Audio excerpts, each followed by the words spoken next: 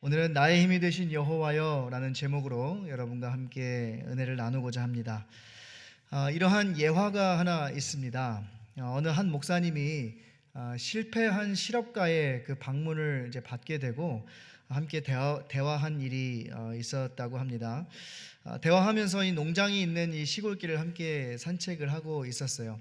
근데 그 농장에는 돌담이 이렇게 높게 쌓여져 있었는데 이 소들이 이렇게 막 가다가 그 돌담에 딱 막히게 되니까 가만히 막 가다가 이제 고개를 이렇게 하늘로 이렇게 쳐들고 하늘을 이렇게 바라보고 있는 거예요. 그때 목사님이 젊은 실패한 실업가에게 이렇게 물었어요. 저들이 왜 하늘로 머리를 들고 있는지 알겠냐라고 물어보았는데 이 젊은 실업가가 이렇게 대답합니다. 그거야 앞이 막혔으니까 그러는 거죠 라고 이야기했어요. 그러자 목사님이 이렇게 대답합니다. 그게 바로 진리일세. 우리 인간들도 앞이 막혀 있을 때는 위를 바라보아야 한다네. 바로 하나님을 바라보아야지 라면서 그의 문제의 답을 해결해 주었다라고 합니다. 이처럼 우리의 인생에도 때로는 앞이 막혀 보이는 순간들이 있습니다. 그런데 우리가 그때 해야 할 것이 있는데 그것은 땅에 있는 것을 바라보는 것이 아니라 바로 하나님을 바라보는 것입니다. 요즘 사람들의 삶을 가만히 보면 참 힘들어하는 분들이 많이 있어요. 사업하시는 분들은 또 사업하시는 분들 나름대로 요즘에 아무리 장사를 열심히 해도 그렇게 남는 게 없다라는 것이죠. 또 청년들은 열심히 또 공부해서 직장을 알아보는데 이 직장이 잘 구해지지가 않는 거예요. 또 직장인들은 열심히 일을 해보지만 이렇게 경쟁이 심한 그러한 사회 속에서 살아가다 보니까 내가 언제 잘리진 않을까 좀 이렇게 불안한 마음에 하루하루를 긴장감 속에 살아가고 있다는 것이에요. 그뿐만 아니라 여러 관계 속에서도 사람들이 많은 어려움을 겪으며 살아갑니다. 이러한 상황들이 계속해서 이어져 가다 보니까 사람들은 힘이 빠지고 지쳐갑니다. 하지만 우리가 지쳤음에도 불구하고 우리가 주저앉아서 한탄할 시간도 없이 그냥 바쁘게 돌아가는 세상 속에서 그래 힘내보자 힘내자 힘 이러면서 자신을 타일러 보지만 계속해서 그 스트레스를 받고 힘은 점점 더 빠져버립니다. 이렇게 힘들고 어려운 상황 속에서 보통 우리들이 범하기 쉬운 잘못이 있는데 그것은 무엇이냐면 바로 누군가를 원망한다라는 거예요. 우리 부모님이 가난해서 내가 지금 이렇게 어려운 거야. 아니, 저 사람 말 듣고 내가 이렇게 해서 실패한 거야. 아니, 교회 일 열심히 했는데 돌아온 것은 나에게 상처와 희생뿐이야. 하나님이 살아계신다면 나에게 이렇게 할 수가 있나? 하나님이 좀 도와주시면 좋을 텐데 왜 우리를 모른 채 하고 계실까? 라고 하면서 누군가를 원망하는 것이죠. 인간은 환경과 또 형편에 의해 그의 삶의 태도가 좌지우지되는 미약한 존재들입니다. 그래서 아무리 우리가 믿는 사람이라고 할지라도 불신자들과 마찬가지로 현실적으로 느껴지는 것에 반응하게 되어 있어요. 이 믿음의 거장이라고 이야기하는 다윗이나 또 엘리야 같은 사람들도 이 현실적인 그 고통의 벽 앞에서 좌절하며 원망과 체념의 말을 내뱉었던 것을 우리는 말씀을 통해 보게 됩니다. 이 하나님에 대해 수없이 듣고 수많은 놀라운 기적들을 체험한 이스라엘 백성들도 예외는 아니었던 것 같아요. 오늘 27절 말씀 다시 한번 보겠습니다. 이렇게 말씀합니다. 야곱아 어찌하여 내가 말하며 이스라엘아 내가 이르기를 내 길은 여호와께 숨겨졌으며 내 송사는 내 하나님에게서 벗어난다 하느냐. 현대인 성경으로 보면 이해하기가 조금 더 쉽습니다. 이렇게 말씀해요. 이스라엘아 어째서 너는 여호와께서 내 고통을 보지 않으며 내가 원통한 일을 당해도 무관심하다고 불평하느냐라고 이야기하고 있는 것이에요. 하나님을 향해 원망을 하고 있는 이 이스라엘 백성들에게 하나님께서 이사야 선지자를 통해서 하시는 말씀이에요. 이 얼마나 원망을 했으면 하나님께서 이사야 선지자를 통해서 이렇게까지 말씀을 하셨던 걸까요? 자, 그런데 여러분 지금 이 이스라엘의 백성들의 상황을 보면 저들 참 이렇게 어떻게 하나님의 이런 일들을 경험하면서 이렇게 얘기할 수 있지? 참 믿음 없는 사람들이네 라고 쉽게 이야기할 수 없는 상황이었어요. 저들이 하나님을 향해 원망할 나름대로 make sense 하는 그러한 이유를 가지고 있었어요. 그것이 무엇이냐면 다른 나라도 아닌 우상 숭배를 하는 바벨론이 지금 하나님을 잘 믿는 그 이스라엘을 멸망시키고 저들의 성전도 무너뜨리고 지금 포로로 잡아간 거예요. 그리고 포로로 끌려간 지 50년이라는 시간이 지났습니다. 처음에 끌려올 때는 곧 돌아가겠지. 하나님이 언젠가는 우리를 그 고향 예루살렘으로 돌아가게 하겠지 라고 했는데 50년이라는 세월이 지나고 보니까 이제 좀 지칠 때까지 지쳐버렸던 거예요. 절망에 빠지게 됩니다. 소망이 보이지 않기 시작했던 거예요. 그러니 그들은 결국 불평을 털어놓습니다. 아니, 하나님이 우리를 버리셨나? 아니, 우리의 지금 사정을 모르시는 거 아닌가? 하나님이 진짜 살아계시고 진짜로 약속을 지키시는 그러한 분이시라면 다른 사람은 아니어도 최소한 우리 이스라엘 백성들은 지켜주셔야 하는 거 아닌가? 아니, 최소한 성전은 무너뜨리지 말아야 하는 거 아닌가? 여러분, 이렇게 이야기할 수 있지 않았겠어요? 어떻게 들으면 나름 맞는 말처럼 들리기도 합니다. 자, 그런데 여러분, 저들이 지금 이렇게 하나님을 원망하는 진짜 이유가 무엇이었을까요? 겉으로 보기에는 지금 먹을 것에 대한 걱정, 육신의 고통, 일하느라고 힘든 그러한 문제 때문에 고민하고 있는 것처럼 우리가 보일 수 있지만 실제로는 다른 데 문제가 생긴 거예요. 그 문제가 무엇이냐면 바로 신앙의 문제가 생긴 것이죠. 저들이 바벨론의 포로로 끌려가고 포로로 살면서 하나님에 대한 의심이 생기기 시작했던 겁니다. 여러분, 이와 마찬가지로 때로는 우리도 하나님을 믿는다라고 하면서도 이렇게 말하기도 해요. 아무리 기도를 해도 내 기도에는 응답을 해주시지를 않네. 내가 이렇게 힘들고 어려운데도 하나님께서 특별히 역사하시지를 않으시네. 내가 하나님께 이렇게 헌신하고 이렇게 희생하고 지금까지 왔는데 하나님이 내 이 작은 기도에도 하나 응답해 주시지 않으시네. 기도도 해보고 헌신도 해보았는데 길이 열리지도 않고 문제가 해결되지도 않네. 이러한 생각이 들면서 결국엔 이러한 결론을 맺게 돼요. 해보고 다 해봤는데 안 되더라. 더 이상 해봤자 달라질 건 없어.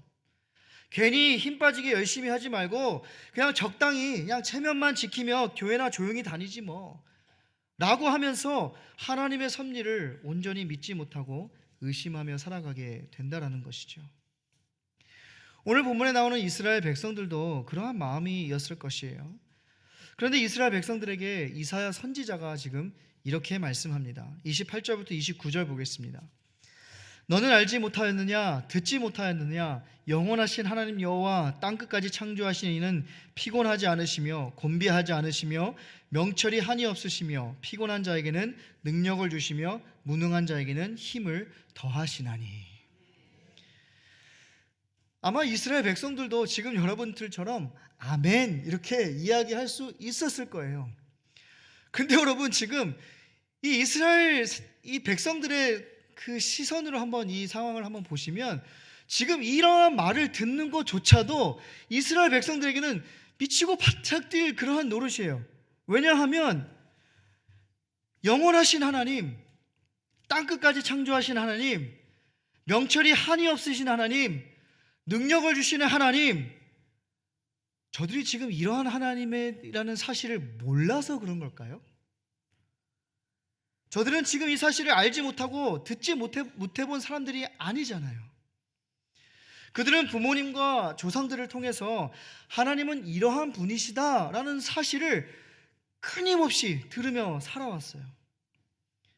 근데 저들의 질문은 하나님이 진짜로 이러한 하나님이시라면 왜 우리가 지금 바벨론의 포로로 잡혀와 있냐라는 거예요. 지금 이거를 얘기하고 있는 겁니다. 우리에게도 신앙의 갈등과 고민이 생길 때 이런 문제가 생기게 돼요. 성경에 나오는 하나님에 대해서는 우리가 너무나도 잘 알죠. 우리 하나님이 우리의 앞길을 인도해 주시고 전능하신 하나님이시고 신실하신 하나님이시고, 여러분 우리가 그런 거 모르고 신앙생활 하는 거 아니지 않습니까? 너무나도 잘 알아요. 하지만 그럼에도 불구하고 문제가 생기고 어려움이 닥치면 하나님의 말씀이 내가 경험하고 있는 그 현재의 모습과는 너무나도 동떨어진 말씀이 되어버린다라는 거예요. 하나님이 이 세상에서 하시는 모든 일이 그분의 섭리 안에서 이루어지고 있음을 믿는다고 하지만, 때로는 하나님의 섭리와 계획이 납득되지 않을 때도 있습니다. 어떤 때는 하나님이 실수하신 것처럼 느껴질 때도 있고요, 도저히 이해할 수 없는 상황에 우리가 처해지기도 합니다. 특히 신앙생활 잘하고 하나님을 위해서 많이 헌신하고 희생한 사람들이 예상치 못한 어려움을 겪게 되면 우리의 신앙은 혼란스럽게 되어 있어요. 아니, 최소한 이분만큼은 하나님 지켜주셔야 하는 거 아닌가? 아니, 저 사람을 심판하시고 벌을 줘야지 최소한 이 사람만큼은 하나님이 지켜주셔야 하는 거 아닌가? 물론 한편으로는 하나님의 사랑과 그분의 신실하심을 의심한다는 것은 그만큼 삶의 문제의 무게가 무겁다라는 것이겠죠. 하지만 그럼에도 불구하고 이사야 선지자는 아무리 암울하고 답답하고 힘든 상황이라 할지라도 절대로 부인해서는 안 되며 부인할 수도 없는 것이 있다라고 말씀하고 있어요. 그것은 바로 하나님은 영원하시고 전능하시고 신실하신 분이라는 사실입니다. 우리의 신앙은 흔들릴 수 있고 하나님을 향한 우리의 마음은 변할 수 있지만, 아무리 그렇다 할지라도 하나님의 전능하심과 신실하심은 변함이 없으시다라는 거예요. 어떠한 상황 속에서도 변함없으신 이러한 하나님을 끝까지 신뢰하는 것, 여러분 이것이 바로 믿음인 거예요. 아무리 생각해도 도저히 이해가 안 되지만 하나님의 주권을 신뢰하기에, 그분이 세상의 모든 것을 창조하시고 주장하시고 무한한 지혜를 가지고 계신 것을 인정하기에 그분의 인도하심에 문제를 맡기려는 의지가 바로 믿음이라는 겁니다. 사랑하는 성도 여러분, 여러분들 가운데 어떠한 상황으로 인하여 낙심 가운데 계신 분 있으신가요? 그렇다면 먼저 하나님을 향한 여러분들의 믿음을 점검해 보시기를 바라요. 흐트러진 신앙, 연약한 모든 것을 가다듬고 다시 말씀 앞에, 하나님 앞에 서서 믿음을 바르고 굳게 세우시기를 바랍니다. 왜냐하면 그 믿음이 변한 건 우리지 하나님이 변한 건 아니기 때문에 그래요. 절망과 어둠 속에서 헤매는 주의 백성을 27절에서 이렇게 부르세요. 야곱아, 이스라엘아. 하나님의 선택을 받고 언약을 맺은 이 야곱의 후손됨을 강조하는 표현이에요. 오늘날 신약시대를 살아가는 언약 백성인 성도들, 곧 예수 그리스도의 언약의 피에 인침을 입은 모든 그리스도인들에게도 적용되는 말씀이라는 겁니다. 야곱아, 이스라엘아, 누구누구 집사야, 누구누구 권사야, 너희가 어떤 상황에 있든지 절대로 너희를 버리지 않고 붙들어 주리라. 내가 내게 능력을 줄 것이며 힘을 더해 줄 것이니라. 이 말씀이 여러분에게 들려지는 하나님의 음성임을 믿으시기를 바랍니다. 이렇게 믿음이 연약해진 이스라엘 백성들에게 신뢰를 회복하라고 말씀하시는데, 여기서 우리는 신앙의 바른 두 가지 원리를 찾아볼 수 있습니다. 첫째로 우리는 우리의 연약함을 인정해야 합니다. 30절 말씀 다시 한번 보겠습니다. 이렇게 말씀해요. 함께 읽어볼까요? 시작. 소년이라도 넘어지며 쓰러지되 아무리 힘있고 강한 자라고 해도 낙심하고 좌절하며 실패할 수 있다라는 거예요. 모든 인간에게는 한계가 있다는 말씀을 보여주는 것이죠. 실제로 인간은 본절에서 말씀하고 있는 것처럼 때로는 자신의 무능함과 연약함을 발견할 때가 있습니다. 무너진 건강 앞에서 아무것도 할 수 없는 자신의 약함을 보게 돼요. 무너진 관계 앞에서 자신의 한계를 발견하기도 합니다. 조금만 힘든 일이 닥치면 스스로 감당하기 어려워 낙심하고 좌절하는 자신을 발견하기도 해요. 그래서 이 무력함을 느끼기가 싫어서 사람들마다 힘을 추구하며 살아갑니다. 어떤 사람은 육체적인 힘을 기르기도 하고 돈이 힘이라고 생각해서 돈을 모으는 일에 힘쓰기도 하고 권력이 힘이라고 생각해서 사람을 모으는 일을 하고 그 외에도 실력을 키우고 능력을 갖추고 무언가 강한 힘이 될 수 있는 것을 찾아서 힘이 있는 사람이 되려고 몸부림치며 살아갑니다. 그런데 여러분, 이게 영원하던가요? 그렇게 잘 나가던 사람도 힘이 빠지고 지칠 때가 찾아오게 돼요. 자신이 의지하던 그 힘의 한계를 경험하게 되는 겁니다. 저 또한 어려운 환경들을 뚫고 살아왔어야 했기 때문에 저는 평생 내가 무너지면 안 돼, 내가 쓰러지면 안 돼 라는 생각을 하면서 살아왔습니다. 그런데 어느 시점에 와서 결국에는 과도한 과로와 스트레스로 쓰러져서 응급실에 실려갔던 적도 있었어요. 그때 제가 병원 침상에 누워 기도하면서 깨달은 것이 하나 있었습니다. 나는 지금까지 하나님을 의지한다고 말하면서도 사실은 내 힘으로 버티고 있었구나.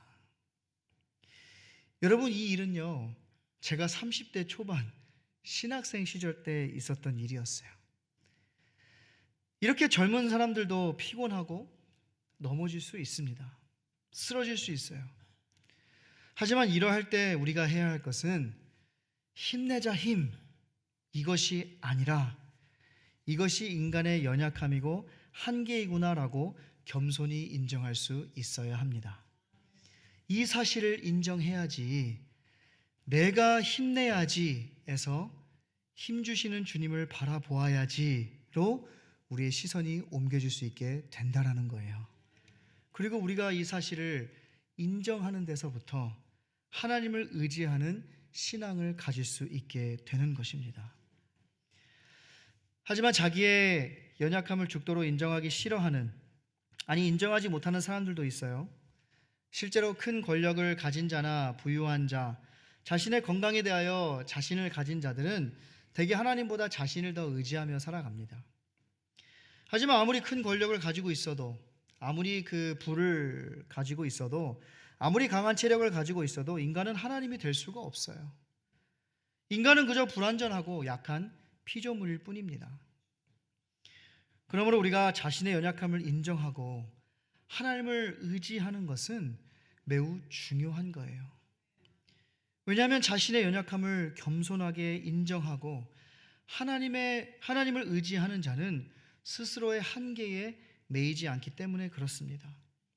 무한하신 하나님의 도우심, 그분의 능력으로 어떠한 어려움도 이길 수 있으며 아무리 어려운 문제라도 능히 해결할 수 있기 때문에 그렇습니다. 우리의 연약함을 인정하고 주님 앞에 겸손히 나아갈 때에 하나님께서 우리에게 능력을 주시고 약할 때 강함을 경험하게 해 주십니다.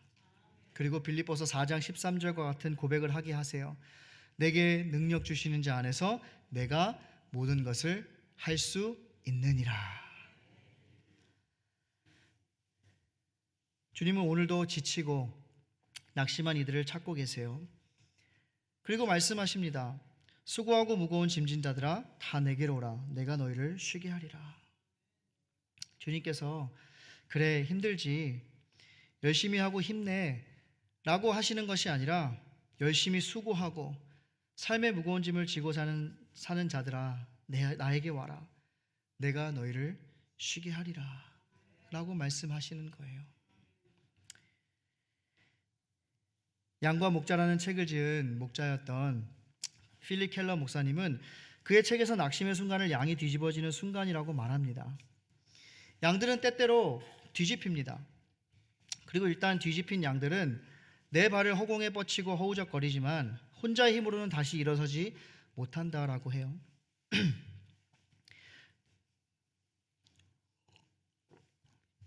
그래서 목자의 임무 중 하나는 이 뒤집힌 양들을 일으켜 세우는 일이라고 합니다. 여러분, 이처럼 사람들도 뒤집어질 때가 있어요. 상처를 받고 시험에 들어 뒤집어지기도 합니다. 죄를 짓고 뒤집어지기도 해요. 힘든 일을 감당하다가 지쳐 뒤집어지기도 합니다. 인생의 위기를 만났는데 감당할 자신이 없고 두려움과 불안함에 사로잡혀 뒤집어지는 수도 있어요. 하지만 이렇게 넘어지고 쓰러진 상황에 있는 우리들을 졸지도 아니하시고 피곤치도 아니하신 선한 목자 되신 주님께서 우리를 일으켜 주시고 세워 주신다라는 겁니다.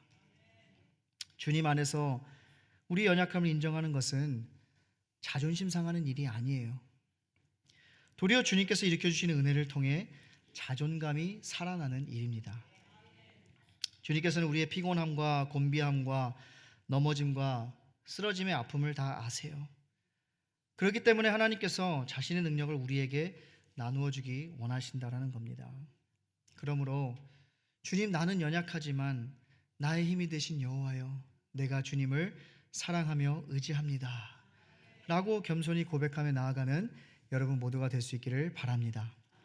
두 번째로 주님을 앙망하여야 돼요. 31절 말씀 다시 한번 볼까요? 함께 읽겠습니다. 시작.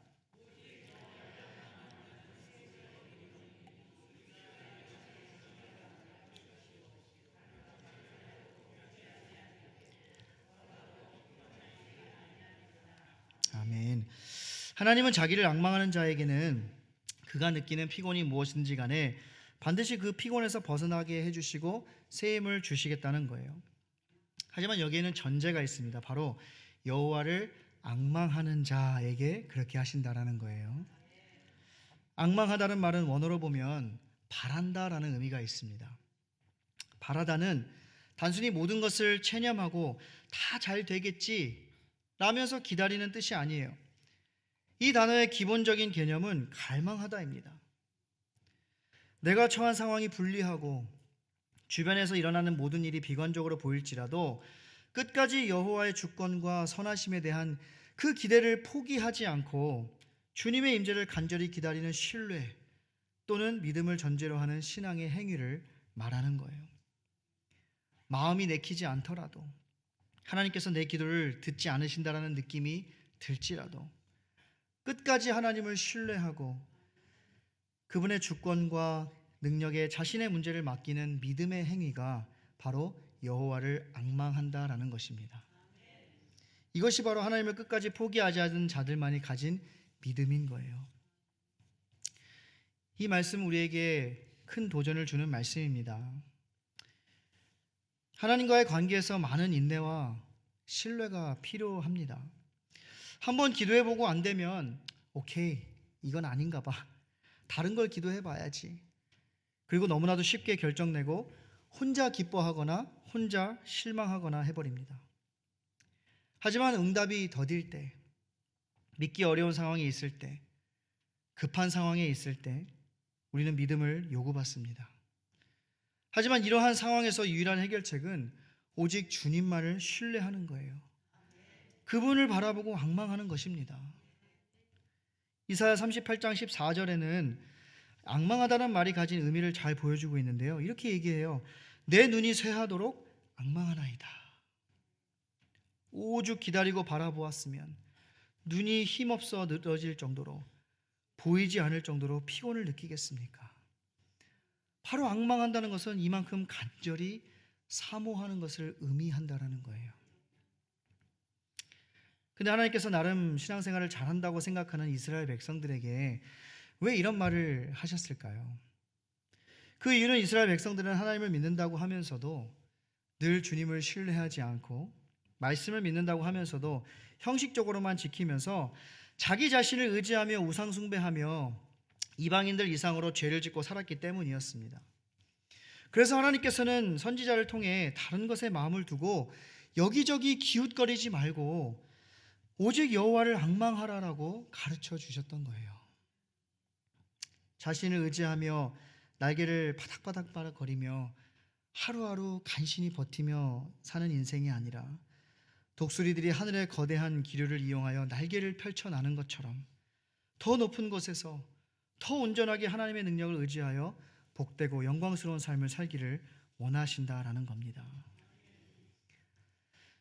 사랑하는 성도 여러분, 여러분은 이 세상을 만드신 하나님에 대해서 얼마나 생각하며 살고 있으신가요?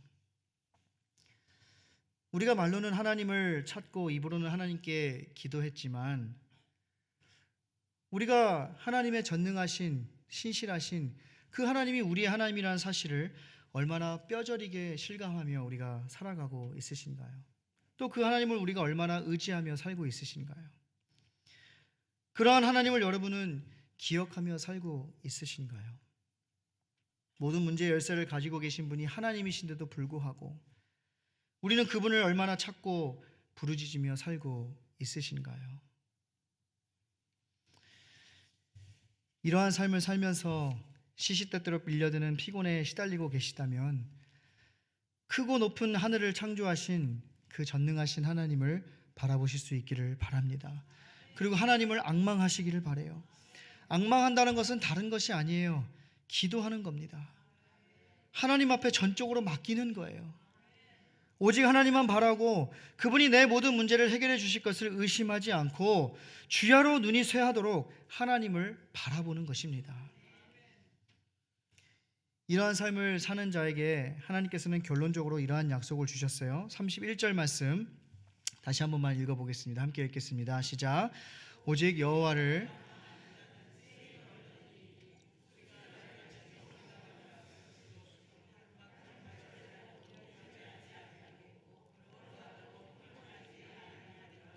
아멘. 여호와를 앙망하는 자들은 아무리 분주하고 힘든 삶을 산다고 해도 집중력을 잃지 않고 강건한 삶을 살게 된다라는 거예요. 평생 걸어가야 할 인생의 여정에서도 하나님이 주시는 힘으로 피곤함을 모르는 삶을 살게 된다라는 겁니다. 다름박질한다라는 것은 성도의 삶에서 대단히 중요한 겁니다. 왜냐하면 성도들에게는 저마다 달려갈 길이 놓여 있기 때문에 그래요. 마라톤 선수들을 보면 자신에게 주어진 코스를 따라 열심히 달리게 됩니다.